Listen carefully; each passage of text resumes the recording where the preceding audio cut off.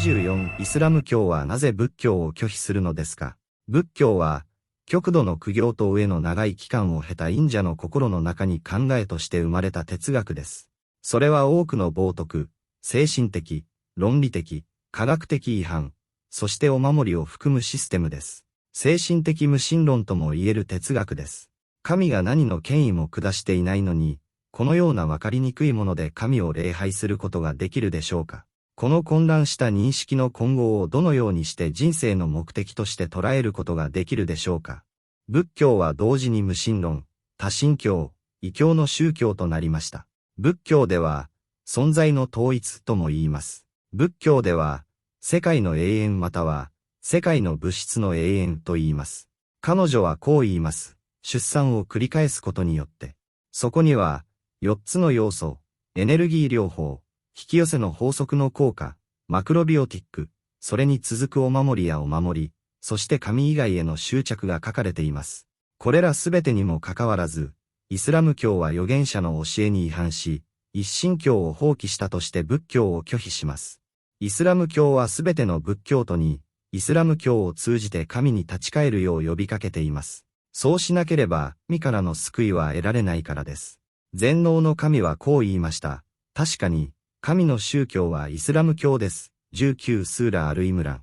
そして全能の神はこう言われた。そして、イスラム教以外の宗教を望む者は、決して受け入れられず、来世では敗者の一人となるだろう。85スーラ・アル・イムラン。そして全能の神はこう言われました。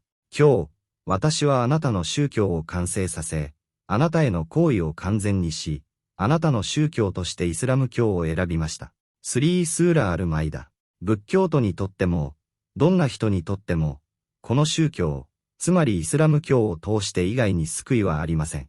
イスラム教は地球上の宗教の一つではなく、神がすべての預言者を送った唯一の一神教です。すべての預言者は人々に一神教を呼び起こしましたが、イスラム教だけがこの純粋な一神教として今日残っており、残りの宗教はイスラム教だけです。宗教には、規模の大小を問わず、歪みや多神教が少なからず存在します。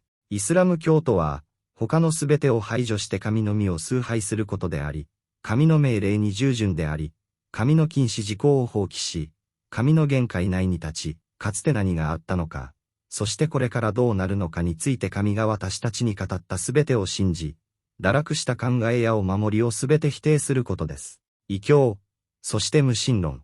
全能の神は言われた。彼らが描写する以上に、あなたの主、栄光の主に栄光あれ。180、そして死者たちに平安あれ。181、そして世界の主、神に賛美あれ。182スーラ・アル・サファト。人々を主に紹介し、主をあらゆる欠点から解放する死者たちに平安あれ。地球上には、混乱した異教、多神教、迷信的なお守り、無神論以外には何も残っておらず、純粋で正直で純粋な一神教も何も残っておらず、イスラム教以外には神の適切な成果も何も残っていませんでした。言ってください。彼は神であり、唯一者です。ワン神、永遠なるもの、永遠なるものです。2彼は生みませんでした。また生みませんでした。3そして彼に匹敵する者は誰もいません。4終わり中括弧スーラとあるイクラス。仏教は多神教で異教徒の宗教であり、イスラム教の人々の間ではそれについて異論はありません。43仏教は人類の不信仰の歴史において前例のない方法で、無神論、異教、お守り、迷信を組み合わせました。それは無神論的な反神論を確立します。繰り返し出産の神話は解決されました。お守りの偶像崇拝が決定されました。多くの多神教と無神論が同時に決定されました。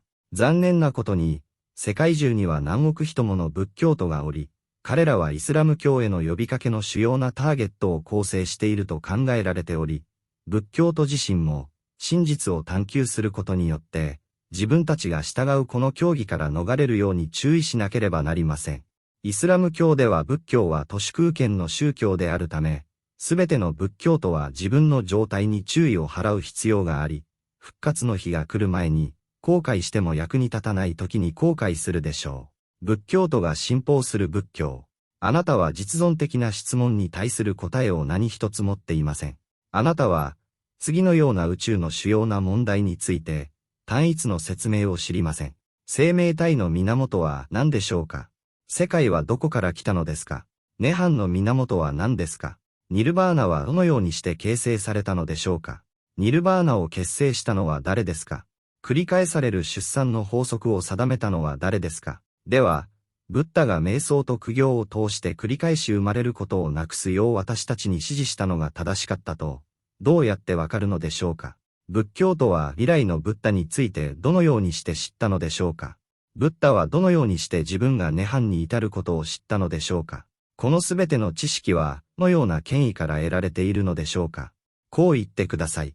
私たちのために提供できる知識はありますか？148スーラールアンアム。仏教の過程や推測はすべて、単なるナンセンス、占い、そして無知な古事記僧侶のグループの幻想に過ぎません。上記すべてのことから、仏教徒をイスラム教に招くという課題は重要な問題となっている。なぜなら、仏教徒にとってはイスラム教以外に救いがないからである。世界中の多くの仏教徒、特に現代物質科学への入門を研究している仏教徒は、これらの大きな問題のため、仏教を宗教としてではなく哲学として捉えています。彼らは平和な生活の手段として仏教を受け入れ、自らの救いを求めなければなりません。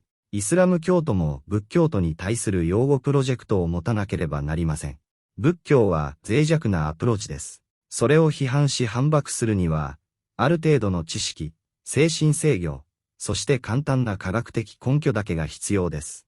仏教徒の呼びかけは偉大なプロジェクトであり、すべての仏教徒は、自分の禁欲、勉強、そして静かな瞑想が自分にとって利益をもたらさない日が来る前に、自分自身を救うために注意しなければなりません。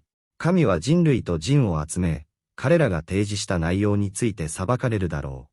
彼らは神に服従したのか、それとも狂信者の不条理な欺瞞に従ったのか、彼らの心の中には悪魔がいる。